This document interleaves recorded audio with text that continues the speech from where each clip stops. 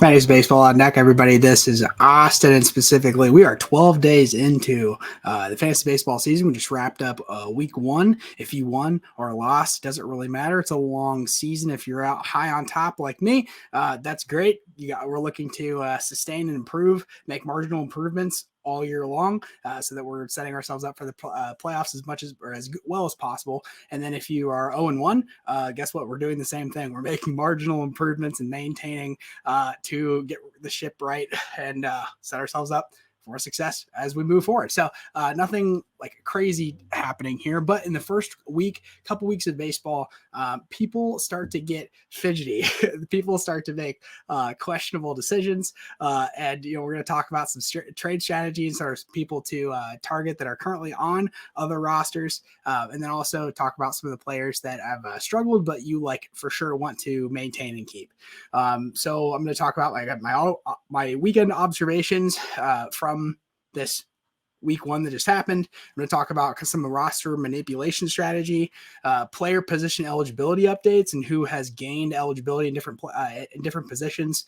Just as of today, this is the 10th game for some rosters here, some teams who have not had any weather delays or weather postponements. Garrett Whitlock returns for the Boston Red Sox. He was a super duper productive player. So we look forward to that. He's going to pitch actually tomorrow. So he's most likely still on your free agency block listed as IL, but he is the probable pitcher tomorrow. We'll talk about him. We're going to visit the Cookie Monster over on the free agent pile and talk about some of the players that are we haven't talked about yet, who's sustainable and kind of who's not. What do I think about the available guys? And then we're going to talk again like trade targets I talked about earlier with starting pitchers. So let's jump into it. This first very slide is not super important. It's my CBS league I run with my brother. I just wanted to share that we are number 1 in points for, and we're 2-0, so leading the league this year. If you play in a league that locks at the beginning of the week, so some fantasy baseball formats, which I actually really like. You set your starting roster, and as soon as they play their first game, you are locked in until the end of Sunday that week, and then you're able to adjust that Monday coming up, or if they're off on Monday, that Tuesday, whatever. So as you can see, I can't move Nick Castellanos because he's currently in the middle of a game, but I can adjust James Outman if I wanted to, because he doesn't play until 9:45 tonight. So this is a keeper league with salaries, so it's very, very different from a lot of the head-to-head redraft leagues. But if you ever have questions about a similar format that is a keeper with salary and the roster's lock per week, I'm always happy to answer those questions, but I will not generally cover that format on this page. But just wanted to touch base and show you kind of how I am doing. Scoring update. Number 1, I am second in points for, so I won my first game by several hundred points. But I am again second place in points for by just 20 points or so. I was at a little bit of a disposition in this league because I had some weird situations at the very beginning, but anyways, we adjust. What I wanted to highlight on is kind of it's going to be consistent across the things. Really, the only thing I feel like I can really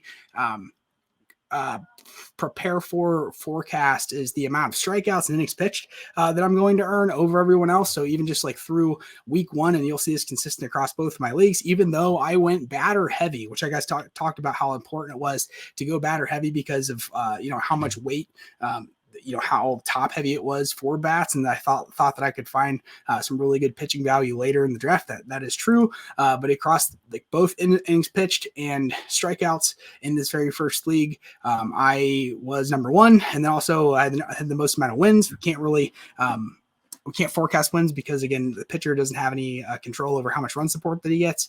But we're starting off even slow. I went batter heavy, but this is the good thing.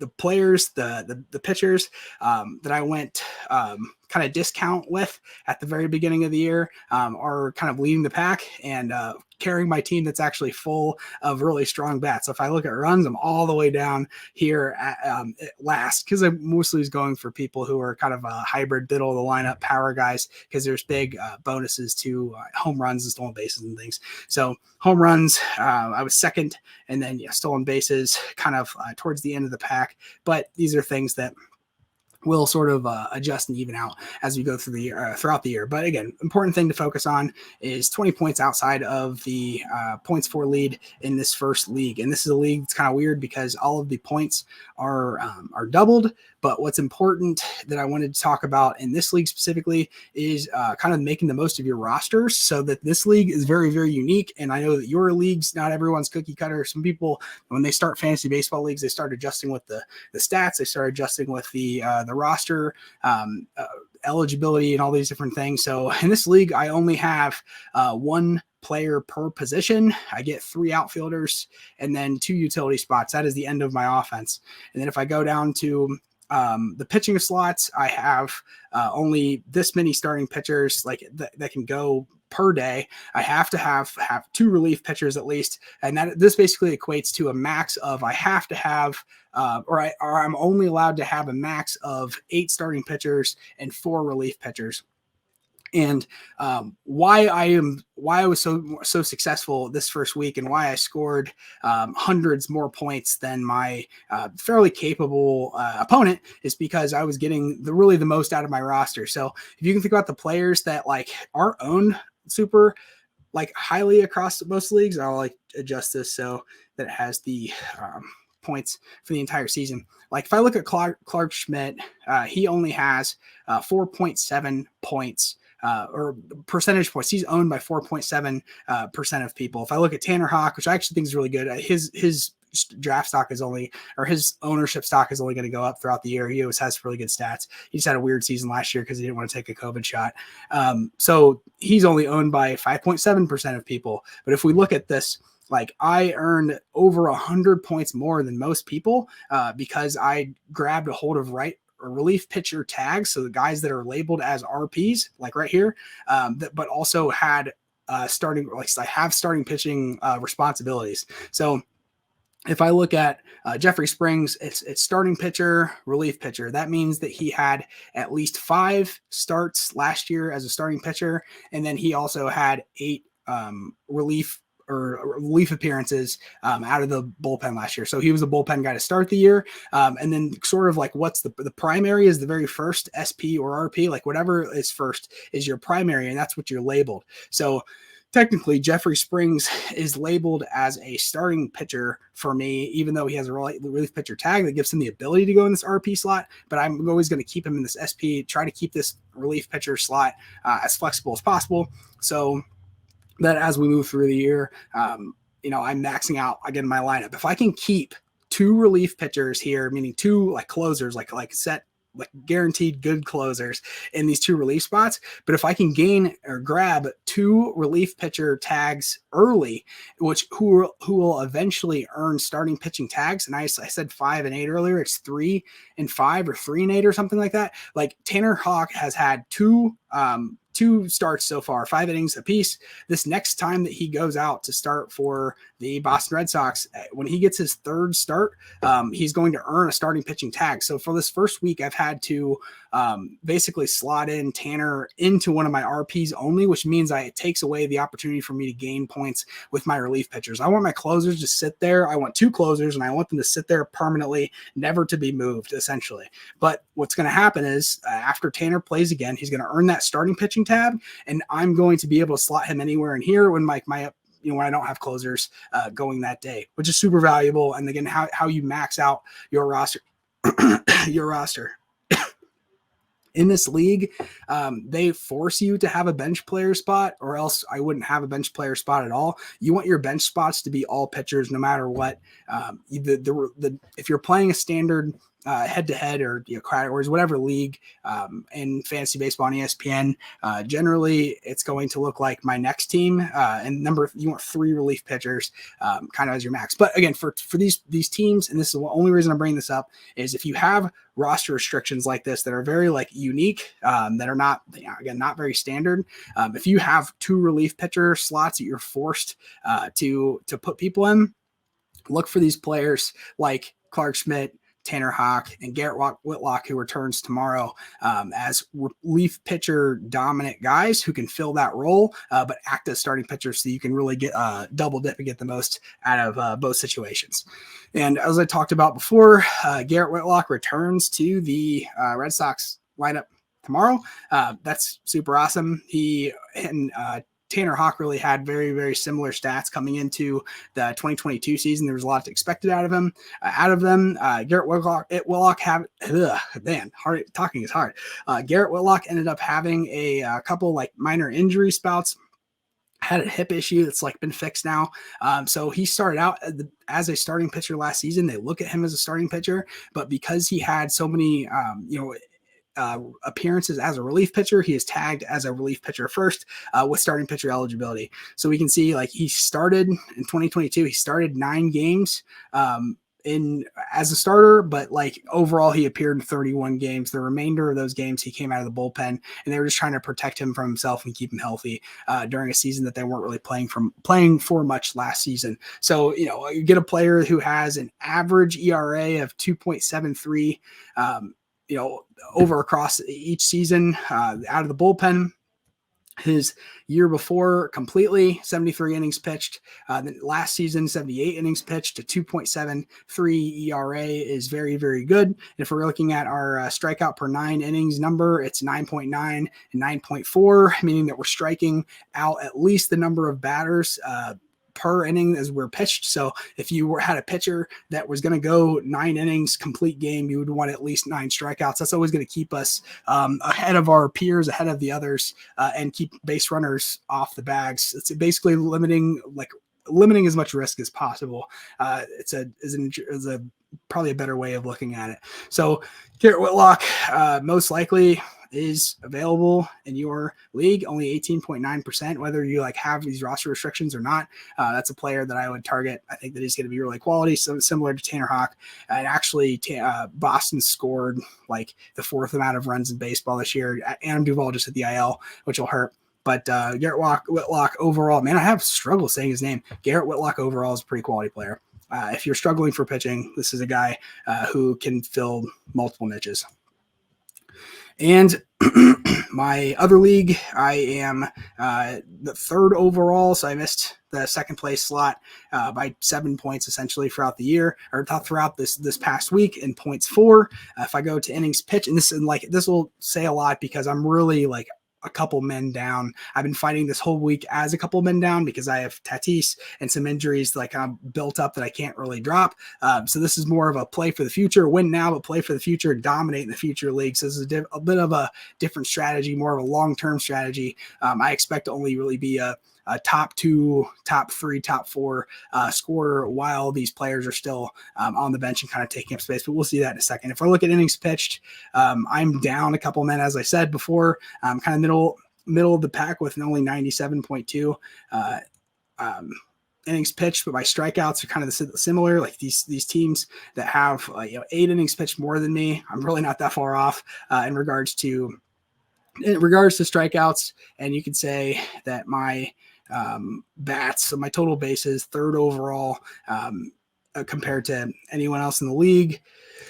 My RBIs, I'm 2nd, and stolen bases kind of mid-pack. But overall, again, points for, scored the 3rd most amount of points in my entire league in this league. And then I wanted to sort of mention that the importance of flexibility. So as I mentioned kind of last video about how I constructed this roster specifically and the one before, but this roster is going to be extremely flexible, meaning that if I incur any more injuries really coming up throughout the rest of this year, I'm going to have multiple options to slot and fill, move people around to stay afloat in comparison to, someone gets hurt on your roster. And say if I only had 1 third baseman on my entire roster, with Austin Riley, knock on wood, God forbid, if he was to get hurt, I wouldn't have anyone to slot in for him. Therefore, I would have to forcibly have to pick up a third baseman from free agency to fill. With the whole goal of having a flexible roster is if you have someone again, God forbid, get injured, you can slot them to the IL, but ideally you can add any player available to the free agents from the free agency pile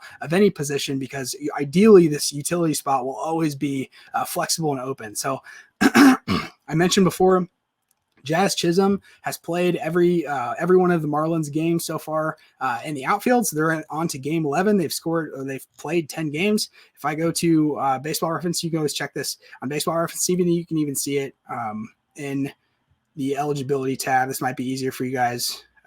So the eligibility tab down here, I look across at Jazz Chisholm Jr., and he has gained center field eligibility because he has hit this 10 appearance number that's also important. So 2023, he's played in center field 10 separate times, 10 games that gains him the eligibility moving forward for the rest of the season, and will maintain it into next year kind of thing. And he'll lose second base unless they have a collection of injuries that force him to go fill in second base, but he would need to be at second base, at least appear at second base 10 separate times this season to gain that eligibility into next year. So right now, again, like Jazz Chisholm originally was just a second baseman. Now I can slot him anywhere into my outfield slots. That increases my flexibility. If I go to Jordan Walker, who I do not have on this roster, of course, I do have over here on this roster. Jordan Walker has a third base eligibility slot, like just so far. But if we look over at Jordan's appearances, Baseball Reference, go down to his appearances. 2023, he has appeared in right field specifically 9 times. When they play tonight, this will be his 10th appearance. Tomorrow morning, he will have outfield eligibility. So if we can think about how much more flexible this league or this roster just got, given that my utility guy now can slot between third base and outfielder. So again, pretty happy about that. And then if I go to, I've talked about before, Miguel Vargas is currently just ranked as a first baseman for the LA Dodgers. He's been doing really well to start the season. If I go down his appearances, he's the full-time second baseman for the LA Dodgers. He's actually had one appearance at first base so far, but he's got 8 second base appearances. He needs to start there tonight and then play there again tomorrow, and he will earn that second base slot. So if you can think of, let me go back and look at my my roster here. Jazz Chisholm now can slot anywhere in the outfield. I now have a utility guy that can go between first base and second base. So second base just shoots the outfield. You can see how I shoot this guy to second base. And then obviously, man, I hope that this is valuable. Create more flexible value, more flexible rosters, and you'll just gain more and more value kind of as you move forward. I traded for Dalton Varsho. I have a backup catcher, essentially, or a catcher who's going to play every single day in the outfield, but can slot in as catcher. I still have a lot of faith in Wilson Contreras. He's started out a little bit slow, but he is hitting the 4-hole every single time that he's in the lineup. And I say slow, he's still hitting above 300, just hasn't had a lot of explosion, hasn't had any home runs, only 1 double so far this year. So he's coming on. I'm not going to give up on him because I really believe in him. But anyways, I have a replacement there. So again, essentially every single position on my roster, I have 2 guys at least that can kind of slot fill and move around, so that when things go wrong, I am still okay.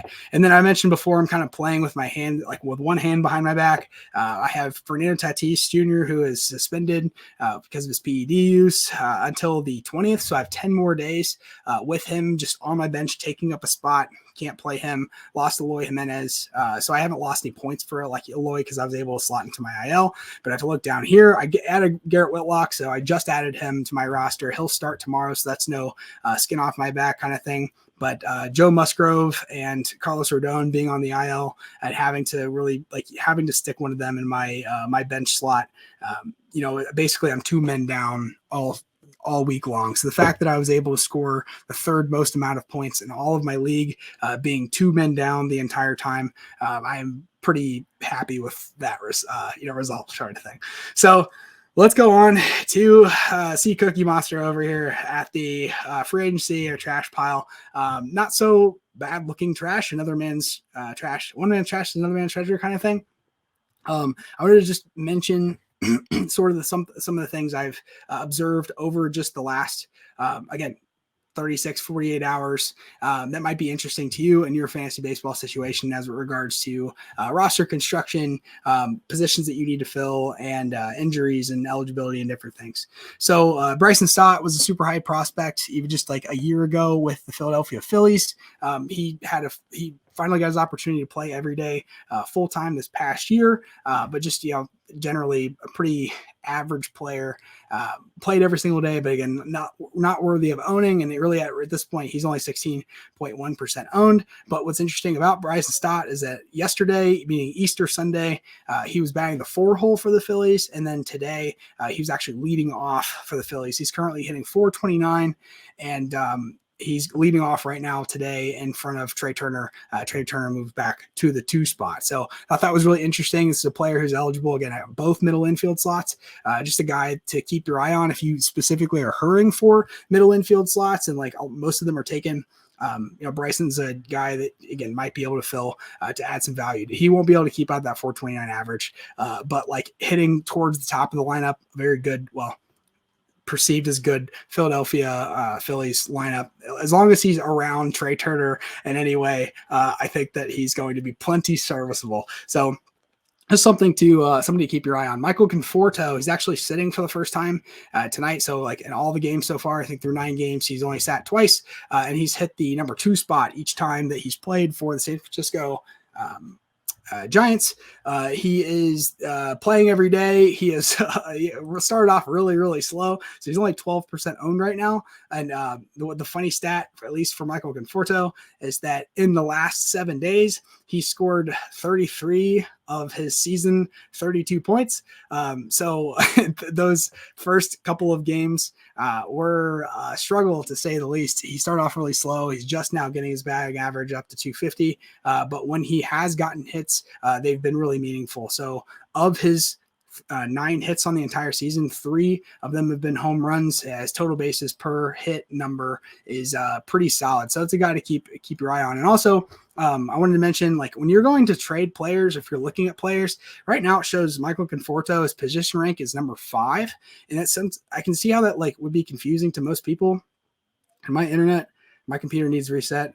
It's slow. Okay. If I go to eligibility and I click on eligibility, Michael Conforto isn't the number 5th ranked overall outfielder. He's the number 5 right fielder. And then you can use this actually to your advantage. It's a perspective value that really isn't illustrated super well. So if you like go to trade someone, one of your outfielders, and you click on them and they say like they're the number 6 outfielder overall in fantasy, you can kind of include that into your type up of like, this is the 6th ranked guy at his position, and just leave it at that. You're not lying. It's just that he's 6th ranked left fielder or right fielder or center fielder, his primary position compared to outfielder overall, which like is his ability to sort of not disguise value, but like be able to position your guy as being maybe a little more valuable than he would have been if they were to care to look at the like overall points overall. Obviously, people are pretty smart. They'll figure out what someone's worth, but just seeing that Michael Conforto is the number 5 overall right fielder, it just adds a little more value to me because again, the optics of it are better than not. Next, I want to talk about Jorge Mateo really quick. I've like skipped over him in a couple of my videos. I've at least typed out Jorge Mateo material multiple times at this point, but like just to give a quick run through with Jorge so far this season, through these major league games, he's only missed a couple of games because he's had a sore ankle. He's already back in the starting lineup. He's hitting at the bottom of the order. But the thing with Jorge, what I think that's important to understand, is that he's an elite gold glove level defender at shortstop, the ever present, super important position to be super rock solid at from a defensive perspective. So Jorge is going to ideally play almost every single day because he is a very, very, very accomplished, good shortstop, and they're keeping Gunnar Henderson over at third base, kind of where he belongs. So Jorge shouldn't have a lot of at least competition for starting playing time as long as he keeps a serviceable at bat because he is so valuable at that shortstop position. Also, Jorge, so far this year, he has 5 stolen bases, which is second in all of Major League Baseball to start the season. So, the fact that he is stealing base, if he's getting on base, he's actually hitting 1.85 total bases per hit, so almost a double per hit. Those 2 home runs are really going to help, obviously, but he's actually hitting for a decent amount of power, even though he doesn't have any doubles or triples. He has 2 home runs to start the season, and that when he does get singles, when he's getting on first base, he's really independently boosting his value because he's independently putting himself into scoring position, getting himself to second base, and maybe even stealing third to put himself in that scoring position to earn those bonus runs that we can't really forecast or expect, given that it's up to somebody else to hit us in. So Jorge, take away the steals alone, is not a top 15 shortstop, but given how fast he is and the fact that he's already back up and running at 35 stolen bases this past season, if he keeps up this 318 average, the sky's the limit for him, kind of thing. But as long as he's above, he's 250 or above, he'll be in that roster because of his defensive ability. And he's hitting 6 today, so he's actually gone from the 9th overall spot all the way up to 6, which 9 to 6 is significant. You think about how many more at bats you get, like per game is probably just maybe 1, but per week, per season, these numbers really start to add up. So we want as much volume for our guys as possible. We draft quality players, but sometimes the volume acts as a handicap if they're not getting it. So that's why I think of Jorge Mateo, as long as he stays in the roster, stays productive on the base pass, he's worth rostering. Garrett Mitchell, I didn't know a ton about. I kind of got mixed up with another player with a similar name, but he was in 2021 was the number 65 prospect in all of Major League Baseball for the Brewers. At one point, again, expected to have all of the potential in the world, just hasn't really had an opportunity to win and earn his own job at the break of camp so far this year, or so far throughout his career. So he has 8 starts this season. All of them have been in the outfield so far. He's not starting today. This is the first game of 2 that he's actually sat. But number 65 prospect overall across all prospects in 2021. He's made all the starts in center field, which means to me that he's the best outfield defensive option that they have. And if anytime that we draft and get an outfielder and we see that they're a center fielder specifically, we can know in our hearts more often than not that they're going to be less likely to be taken out of the lineup because they're automatically the best defensive guy. And though we don't earn points for defensive putouts, outs saved in center field, we can just expect that he's not going to get bumped for some of those other guys in the lineup when it's their time through. He is currently up to hitting the 6th position. So obviously we want guys that are in the top 1 through 5, 6 through 9 are players that we're not as interested in, but given how young he is, he's expected to, continue to produce. He's doing very well to start the season. I would just like to assume that he is going to maintain that 6th ranked position in the batting order and might be worth acquiring or rostering if you've had some injuries in the outfield. He's averaging 2.5 total bases per hit. So he has a 286 average, which is really, really healthy. You keep that for the whole year. That's incredible. He'll be an all-star. But the fact that he's, getting over a double and a half, almost to a triple per hit to start the season. Obviously, it's somebody who's looking to cause harm, create damage when he goes up there to the bat, which is really all a mindset. So I like Garrett Mitchell a lot more now that I've learned a little more about him. But those are my thoughts on him. Oscar Gonzalez, not going to really spend any time on Oscar. It makes me super sad. I had him green and double bolded as somebody you had to come away with in your draft. And honestly, I don't even understand. I'm not going to give a lot of credence to this 167 average to start because he's just not getting consistent playing time. When he is getting in the ball games, he's hitting between that 4 and the 5 slot. So he's getting put up in the prime time spots in the batting order, but then he's not getting an opportunity to play every day for whatever reason. So really frustrating with Oscar, but the second that we start to see him become that overall everyday player that we expected before is a time that I will add him back to my roster and kind of expect you guys to do the same if he's succeeding up to your level or standards. The next is Trevor Larnach. And I started talking about Trevor Larnach was a really highly touted prospect for the Twins just a couple of years ago, who's just never really been able to crack the opening day roster. But Trevor Larnach, pretty solid, kid from a physicality perspective, he actually just slotted into the leadoff position. So like every game that he started this year, I think he's only been benched or like given a rest day one time.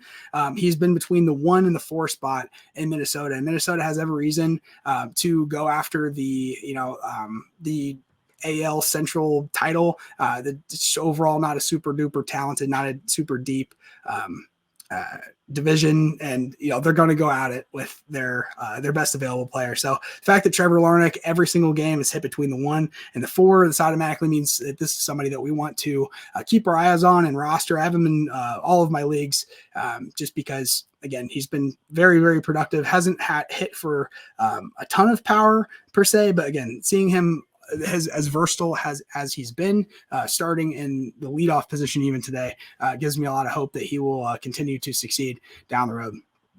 And next player I'm going to talk about is Chas McCormick. Chas McCormick, I think he's off to a fairly decent start to the year. He wasn't getting playing time in the very beginning, but he's now upset Jeremy Pena for the leadoff spot, which is just frustrating because I feel like they didn't give Jeremy for how well he's done and what we've seen his ceiling potential. Jeremy's been a World Series MVP, a 25 home run guy, like in his rookie season. I just like to think that they would have given Jeremy more of an opportunity to keep that leadoff spot. But the fact that just Chas McCormick is starting off the year just a little bit better batting average, not by much, than Jeremy, and then he's also able to steal bases. Jeremy's able to steal bases too. I don't think this is a super sustainable pick move to stay in the leadoff spot, especially with their injured players coming back. I think that Jeremy long term makes the most sense in that leadoff spot, but just wanted to give note to Jeremy Pena owners that because the drop of production, it might be because it's just simply a spot in the batting order. And I talked about Joe Musgrove before. How I'm waiting for him to come back for San Diego.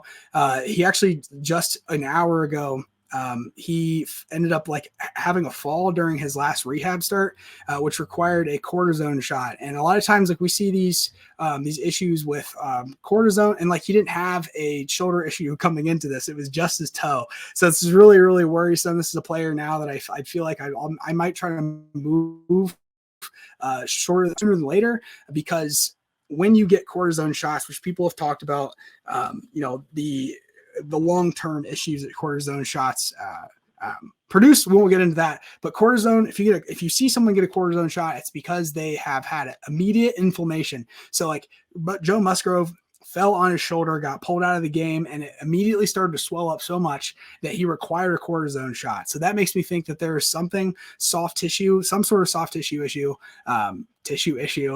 in his throwing shoulder, and that's not something that we want to see. So man, that's really tough because I was expecting him to get back. Again, it was a toe issue he dropped a kettlebell on, no soft tissue problems. He was going to come back right into normal form and kill it. But now that he's gotten this cortisone shot in his right shoulder, it makes me think that, again, he's damaged some of those soft tissues, and that's the last thing that we want to see. So, monitor Joe Musgrove. I might try to trade him. I get some value at him before it gets announced that he's out for a couple of months or something. But those are things that we will, continue to sort of work on and look at as we move forward. Next, we're going to go over this tab if it loads. Okay. I'm going to focus on talk about players and trade targets of people that I feel like you could send away, trade for, and or keep. So for the first 4 people that I'm going to speak about, Marcus Stroman, Freeland, Sandoval, Barrios, these are players that I think if you have them, to send them away pretty much as quickly as possible, because they're currently their value is way overinflated, and we'll talk about why kind of moving forward. So Marcus Stroman, he's been in the league for a lot of years at this point. We know what he is. Marcus Stroman last year had a pretty good season with the Mets, greatly benefited from run support, had a lot of wins to his name, but this is not a sustainable option. Marcus Stroman, throughout his career, has had a 3.65 ERA. This is a guy who generally will throw around 160 to almost 180 innings. So he doesn't have any innings pitch restriction, so he's able to eat innings, but he usually throws around 20 strikeouts less than he has innings pitched, and that just means more and more balls are in play. He has even with the shift before, a 3.65 ERA, a little inflated. Obviously, that's serviceable. A 3.65 ERA is good, not great, but without the strikeout numbers, it's just not somebody that I want. He's benefited on the Cubs roster, who won't score a lot of runs this year, in a home run friendly ballpark. He's had 2 wins to start the year. I would consider him like pretty lucky, and I think this would be an awesome time to move Marcus Stroman specifically. If you're a Marcus Stroman owner, the sky's the limit. I would look to trade him as quickly as possible. Same thing with Kyle Freeland. Kyle Freeland, over 12 innings, has only struck out 6 people. So like he's striking out only 1 player per 2 innings pitched, meaning that like per 2 innings, 5 balls are in play instead of 4 balls. And if you like, just again, like you multiply that across an entire game, generally that means again, 3 more balls are being put into play, whether they're hits or whether they're putouts. People are able to advance. So the fact that I think he has a 0 ERA right now. I don't think he's given up a run so far this season. I just don't expect this to be a sustainable thing. Like 4 or 3 hits, obviously across these 6+ inning outings are pretty good. But again, the fact that he plays in Colorado, one of the most home run friendly ballpark, just because the atmosphere. Kyle Freeland, even though he's owned by 23% of people, I think the fact he has 44 points and started out really well this year, 2 wins to back his name, so give him 10 more points than if he would have just went out there and not earned a win or a loss. I think this is a good candidate as well to trade. Patrick Sandoval, I'm a huge believer in Patrick Sandoval. I like him a lot. And I wouldn't really worry about this fact that he has only 4 strikeouts in the last 11 innings pitched, but like Patrick Sandoval as well, 1 win this season. The issue with Patrick is not his production, but his just expected limit in volume. So Patrick Sandoval, so far throughout his career, has been a guy who's like always been a part of a 6-man rotation. It has never really been expected to surpass like the 120 inning limit mark. So Patrick Sandoval is someone who is super duper productive, has had a very good career when he's allowed to play, but they've always kind of limited his abilities. He's the second best pitcher on that roster. He should have the ability to throw more innings. He's 26 years old now. We'll see if he actually gets past that 150 mark. I think that 150 mark would be like best case scenario, given that they're only expecting him to get to around 120 innings this year. But I think that earlier than not, these times that the Angels are going through with 6-man rotations, Patrick just pitching that less often than his peers. This is a time getting him early, trading him early.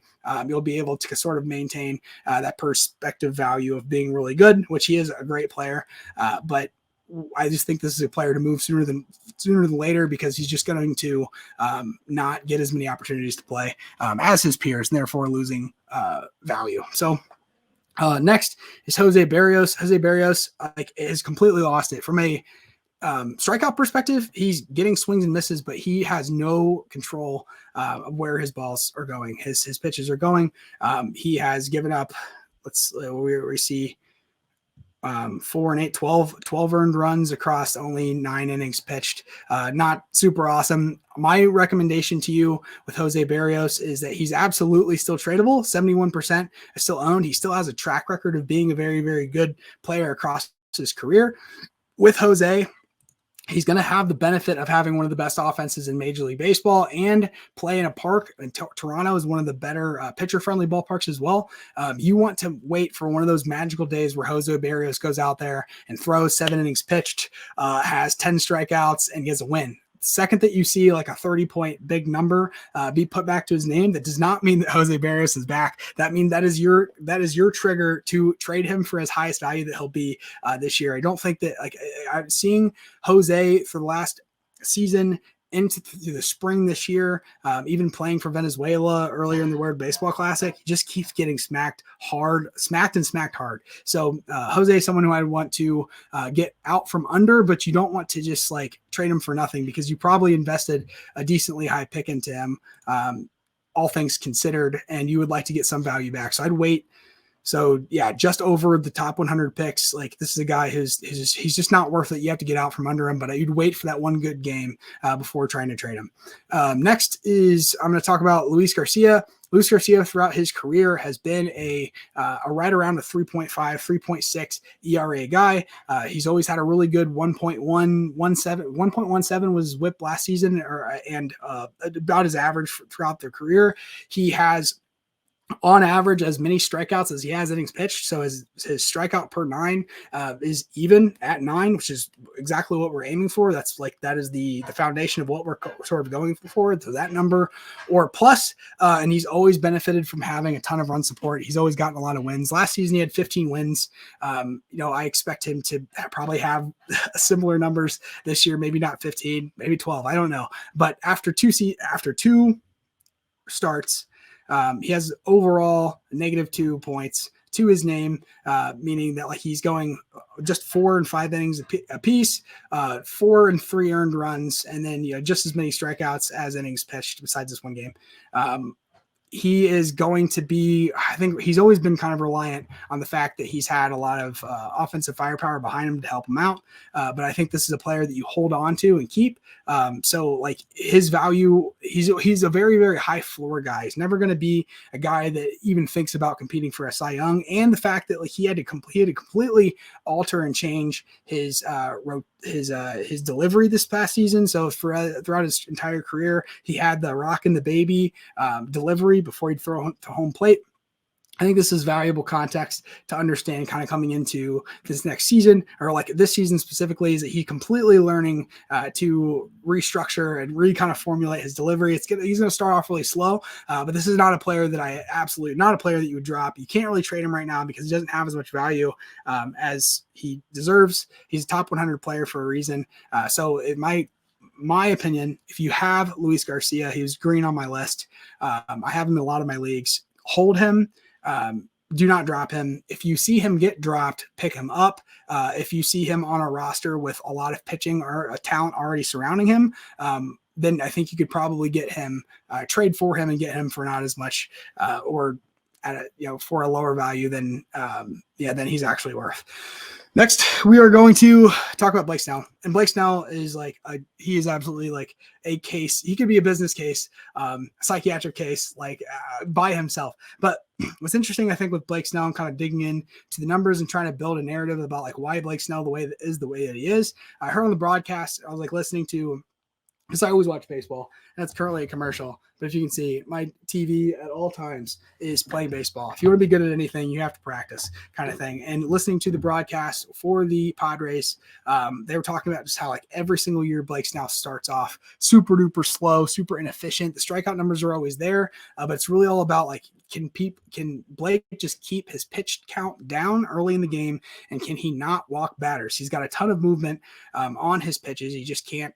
He just sometimes can't figure out how to get them over the plate in an efficient manner. So looking at across his numbers in 2021 and 2022, he had the exact same stats. Literally, if you look it up, 21, 22, he had 128 innings pitched. He had 170 strikeouts and he had 102 hits. The only difference, the main difference is his walks. So in that same amount of time, 2021, he had 69 walks. 2021 or 2022, he had 51. It's a difference of 18 walks. So you can throw out 18 more people got free passes on base. And what does that impact? The walks impact all of the numbers. If you just think about that many more people on the base pass, everything's going to be inflated. So his whip goes from a 1.32 to a 1.20 in one season, just improving his walks from 21 to 22. His ERA went from 4.20 down with 3.38. So just almost an entire 1 point towards his ERA, 0.88 points towards his ERA came off by reducing his walks. And he's always had a losing record. So this amount of the people on base hasn't had a ton of run support, and just the fact that he's letting on these many people on base, he's not lasting in games long enough sometimes to even earn a win. If he does get to the point where he gets the fourth inning, he'll go 4.2 and then he'll be at 80 something strikeouts. He'll be extra fatigued. They'll yank him before he can even earn a win. So in 2021, 7 wins, 2022, 8 wins, and then the losses are 6 and 10. So it's a difference of only 1 win, but we can see how many losses just gets tagged from these extra walks and kind of improving that number overall. If we think at like the losses alone, there's 50 points tagged against him off of his production just for the amount of losses he's incurring. And I really do think it's all about the walks. And overall points from 2021 to 2022, the improving year. So he improved by only 21 points. If we think about like the 10 losses against him, he improved by 21 points overall. But we can think about like he lost, again, 50 points just in losses. So he is someone who hasn't gotten a lot of run support. We can't really project that, but someone like Blake Snell, you're not going to find anyone on the free agency pile who gets swings and misses like Blake Snell. And his whole narrative every game is like, can he get through the first and second inning in any efficient manner? If he can get to the third inning with only like 45 pitches or less, he is someone who is going to score 30 plus points for you. That's just the way that he goes. If he gets tired, if he like has to really work and labor through those first 2 innings, then generally those are the games that kind of get away from him. He gets pulled early, earns a loss. You'd fill in the rest of the story. So with Blake Snell, he's a player that I don't know if we'd send a lot of assets for him now. He always struggles in the beginning. He always turns it on really, really hard. Turns it on really good at the end of the year. But if you're in a league that really, really values the strikeouts as a bonus points, like in my other league, I get 3 points per strikeout. So if someone gets a strikeout, it's 5 points to me.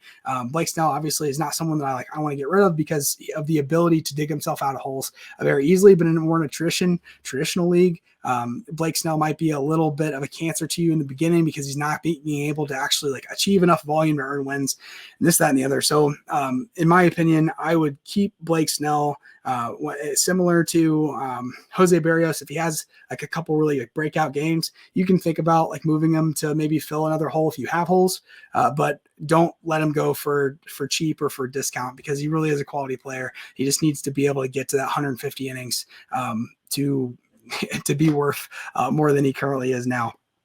And then next, I just kind of mentioned that like Zach Gallen, Aaron Nola, and Logan Webb have all started out really, really slow, really poor this year. Zach Gallen was like one of the top performers in fantasy baseball last year at a 2.9 2.8 ERA this past season.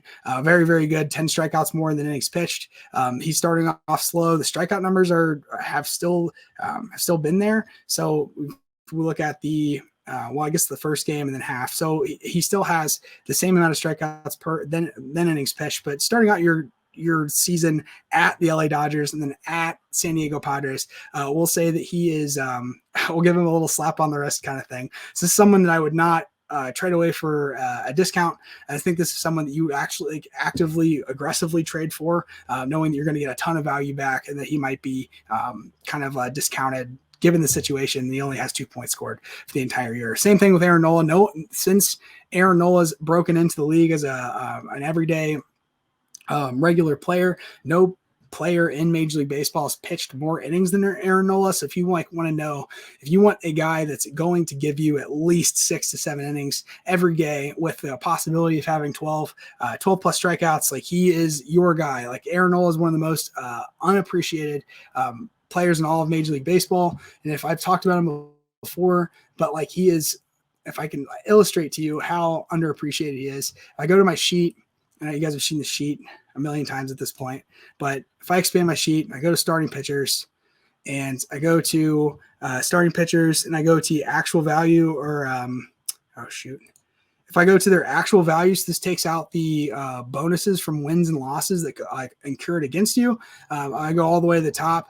Aaron Nola, the only people that beat Aaron Nola in fantasy points this past year were Sandy Alcantara and Corbin Burns. So Aaron Nola last season was the third most productive individual at starting pitcher across his peers. So the fact that Aaron Nola started out really slow, understand that like this was probably their first or second draft pick. So you're going to have to give up good value for him. But if you have like an overwhelming outfield or you have some big names that kind of fell later into the draft, I think that you might be able to squeeze Aaron Nola away from said Aaron Nola owner for not as bad of a ticket price kind of thing. And the next, again, Logan Webb actually, like given up way too many runs to start the year. 4 runs, which really isn't heinous. But what's interesting, at least with Logan Webb, is that most of his games look like this. He's going to be at 5 or 6 innings pitched. He's going to have just that many, like -1 in strikeouts. This past year, he went 190 innings pitched, but like just couldn't manage to strike that many people out. So I think he had like 30 less strikeouts than innings pitched, but his ERA has always been really good. Like it was a 2.94 ERA guy last year. But if he continues a solid strikeout ratio, like 11 innings pitched, 16 strikeouts like he has right now, this is a guy that I think you could target and get a ton of value out of if he's going to continue on this road. So this is the end of the video. I really appreciate you guys always supporting me. Keep asking your questions. I never mind helping you out as much as I can, and we'll look forward to the video. So see you guys. Bye.